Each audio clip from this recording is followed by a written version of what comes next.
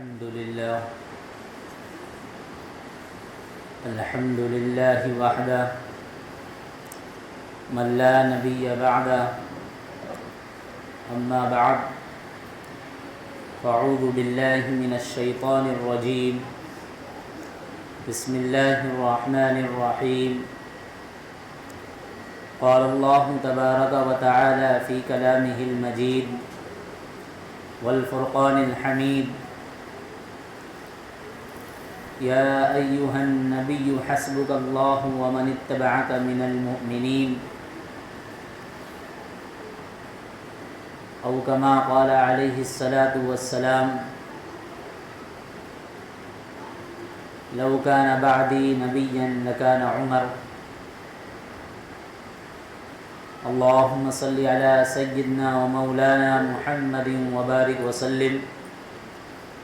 اللهم صل على سيدنا ومولانا محمد وبارك وسلم اللهم صل على سيدنا ومولانا محمد وبارك وسلم.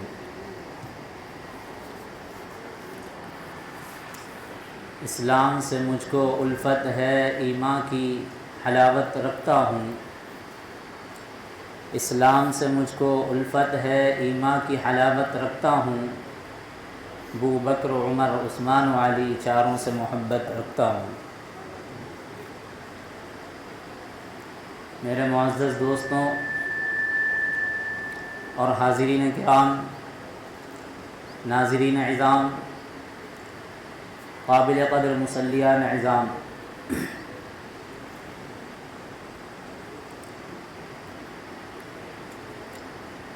آج نئے اسلامی سال کا آغاز ہو چکا ہے.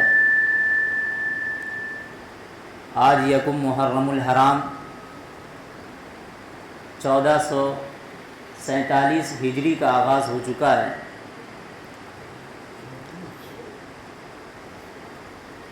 ہم اور آپ جانتے ہیں کہ اسلامی سال کا آغاز ماہ محرم سے ہوتا ہے.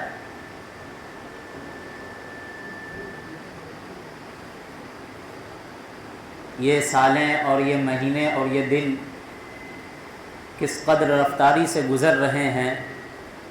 یوں احساس ہوتا ہے کہ ابھی ہم نے قبل چند ہفتوں جو ہے 1446 کا استقبال کیا تھا اور آج 1447 ہجری ہے. میرے معزز دوستوں، یہ محرم الحرام کا مہینہ آپ جانتے ہیں اس کی حرمت اور اس کی فضیلت اور اس کی عظمت اور اس کی وقات کے بارے میں کہ اللہ رب العزت نے قرآن کریم کے اندر جو بیان فرمایا، ان عدۃ الشہور عند اللہ 12 شہرا فی کتاب اللہ یوم خلق اللہ السماوات والارض منہا 4 حرم. جو اللہ رب العزت نے 12 مہینے بنائے ہیں جب سے آسمان اور زمین کو پیدا کیا ہے، انہی 12 مہینوں میں سے 4 مہینے ایسے ہیں جو حرمت والے ہیں، جن کی عزت ہے، جن کی وقعت ہے. تو انہی میں سے ایک ماہ محرم ہے. تو میرے معزز دوستوں، آج یکم محرم الحرام. ہم اور آپ جانتے ہیں کہ یکم محرم الحرام کو تاریخ اسلام میں کس کی شہادت واقع ہوئی ہے. میری مراد خلیفہ دوم، فاتح عالم، جانشین پیغمبر اسلام جناب سیدنا حضرت عمر فاروق رضی اللہ عنہ کی ہے.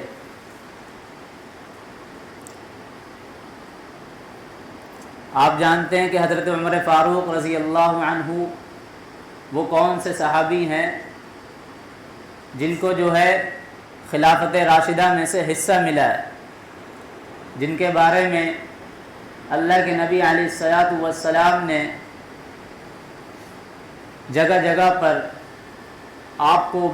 فضائل سنائے ہیں، جگہ جگہ پر آپ کو جنتی ہونے کی خوشخبری سنائی ہے. اور خلفائے راشدین میں سے جتنے بھی صحابہ آتے ہیں، اللہ کے نبی علیہ الصلاۃ والسلام نے ان کی ہر ایک ادا کو اور ایک سنت کو ہمارے اور آپ کے اوپر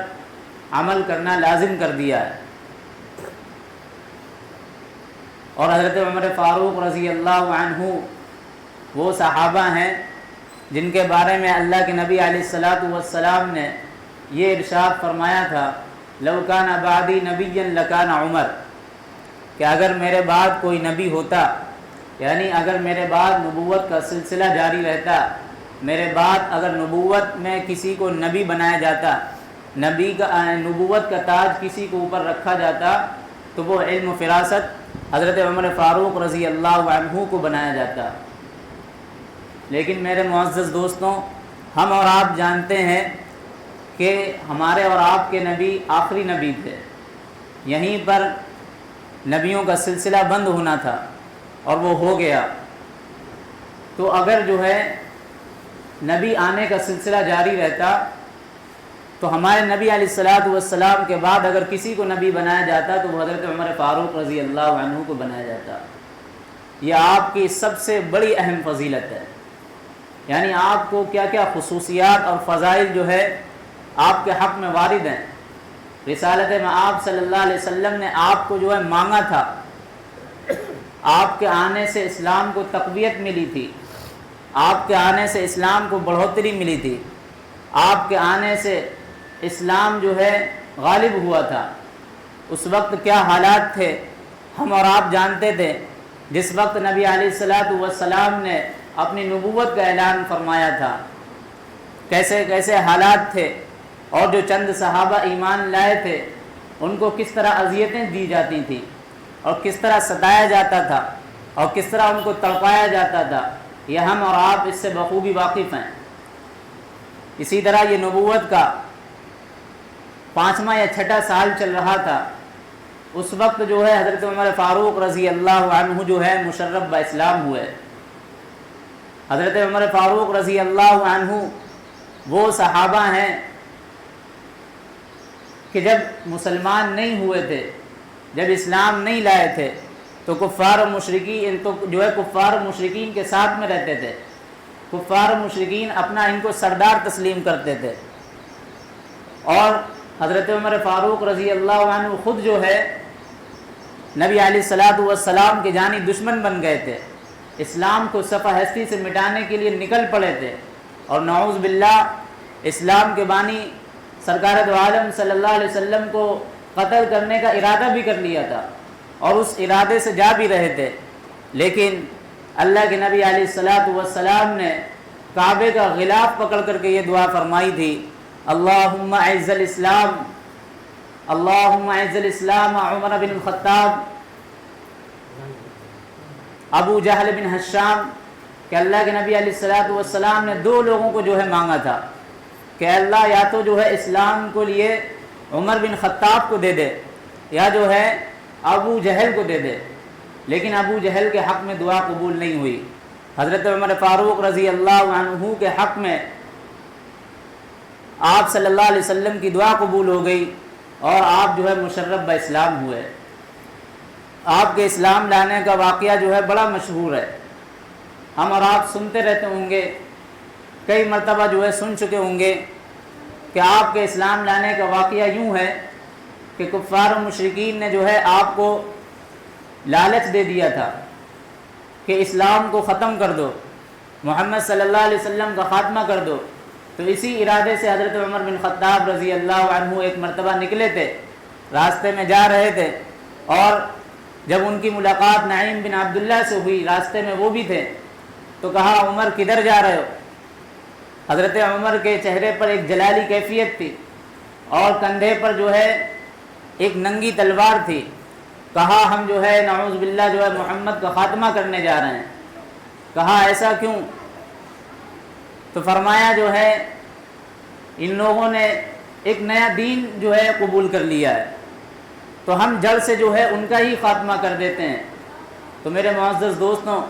حضرت نعیم بن عبداللہ نے فرمایا جاؤ تم پہلے اپنے گھر کی خبر لو کہ تمہارے بہن اور بہنوئی مسلمان ہو چکے ہیں۔ وہ ایک نیا دین قبول کر چکے ہیں۔ تو حضرت عمر بن خطاب رضی اللہ عنہ ادھر کے بجائے جو ہے ادھر آ گئے، اور ادھر جاتے ہوئے میں جب گھر پر پہنچے ہیں تو حضرت خباب بن عرب ان کو قرآن کریم کی تعلیم دے رہے تھے، اور وہ لوگ قرآن پڑھ رہے تھے۔ تو جب ان کے بہنوئی نے دیکھا کہ حضرت عمر رضی اللہ عنہ آئے ہیں اور ان کا ارادہ ٹھیک نہیں ہے، تو فوراً جو ہے جلالی کیفیت میں آئے اور کہا کہ وہ بتاؤ کہاں تم لوگ جو کچھ پڑھ رہے تھے وہ کہاں ہے،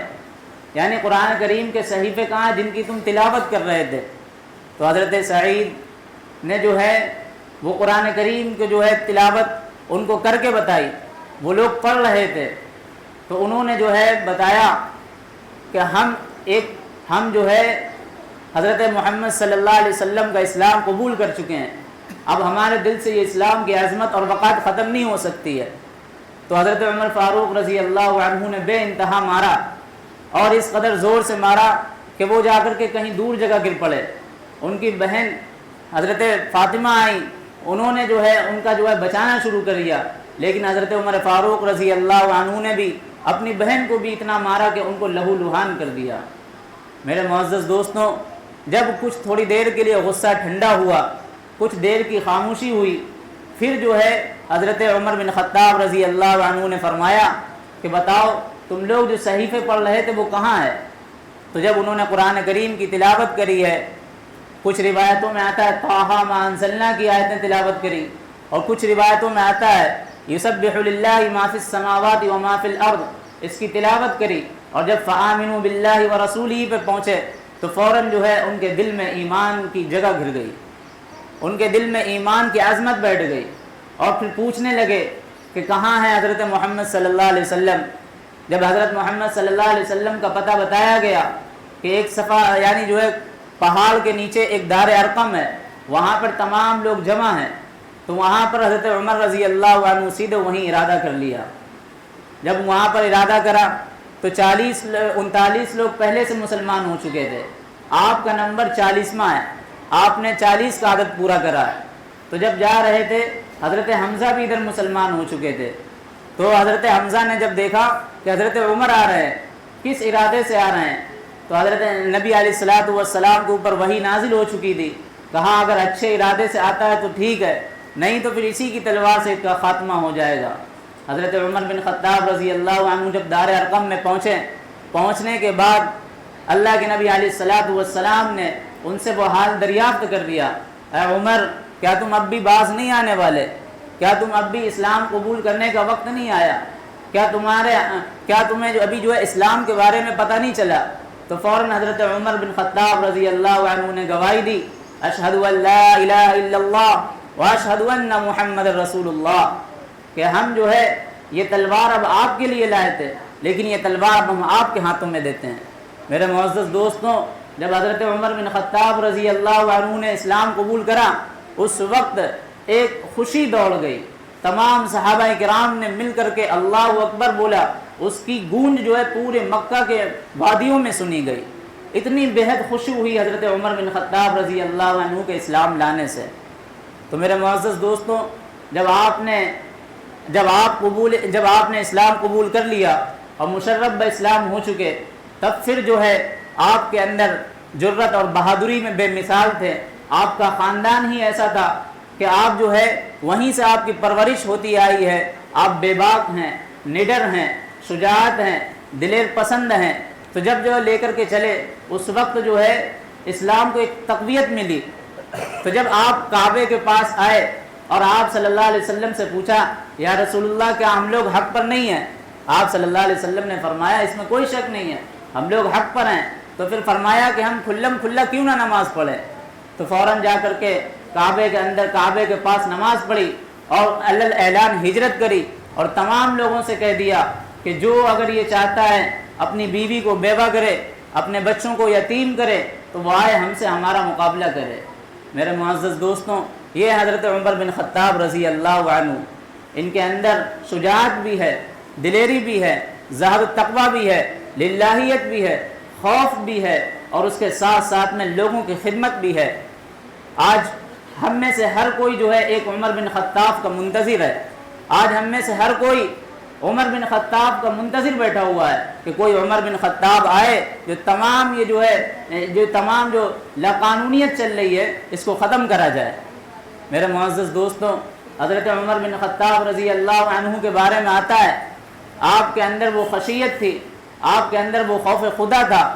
آپ کے اندر وہ اطاعت تھا، آپ کے اندر وہ جذبہ تھا کہ آپ جناب محمد الرسول اللہ صلی اللہ علیہ وسلم سے بے حد محبت کرتے تھے، اور آپ کے اندر اتنا خوف ہوتا تھا کہ آپ اپنے پاس ایک درہ رکھتے تھے اور اس درے کو اپنی پیٹھ پر مارتے تھے جس وقت ان کو خواہش نفس کی طرف جانا ہوتا تھا، اور آپ کے اندر ایسا ڈر تھا، آپ کے پاس ایسا ڈر تھا کہ یہ کہتے تھے کہ اگر نہر فرات کے کنارے اگر کوئی کتا بھی مر جائے تو اس کی پوچھ، اس کا حساب کتاب ہم سے ہوگا۔ یہ آپ کے اندر ڈر تھا۔ میرے معزز دوستوں، حضرت عمر بن خطاب وہ خطاب ہیں کہ جن کے سامنے ایک بڑھیا سے عورت بھی ان کو ٹوک دیتی تھی، ان کو ٹوک دیتی تھی، اور آپ وہ حضرت عمر بن خطاب ہیں کہ جب کسی راستے سے گزرتے تھے تو شیطان بھی ان کو دیکھ کر کے راستہ بدل لیتا تھا۔ آپ کو اللہ نے ایسا رعب اور دبدبہ دیا تھا، خدمت ایسی ہے، لوگوں کی ایسی خدمت کری ہے۔ جب حضرت عمر بن خطاب رضی اللہ عنہ کو لوگوں نے شہید کر دیا، یعنی 26 ذو الحجہ کو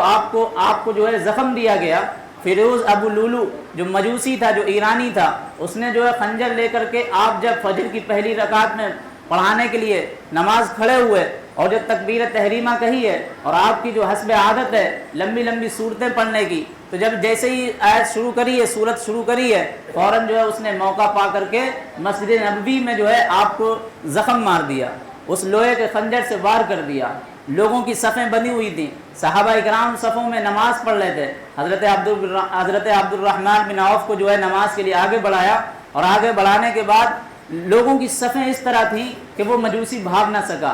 یہاں تک کہ اس نے 6-7 لوگوں کو اور شہید کر دیا۔ اس کے بعد اس کو گرفتار کر لیا گیا۔ گرفتار کرنے کے بعد اس نے بھی اپنے آپ کو حرام موت کے گھاٹ اتار لیا، یعنی خود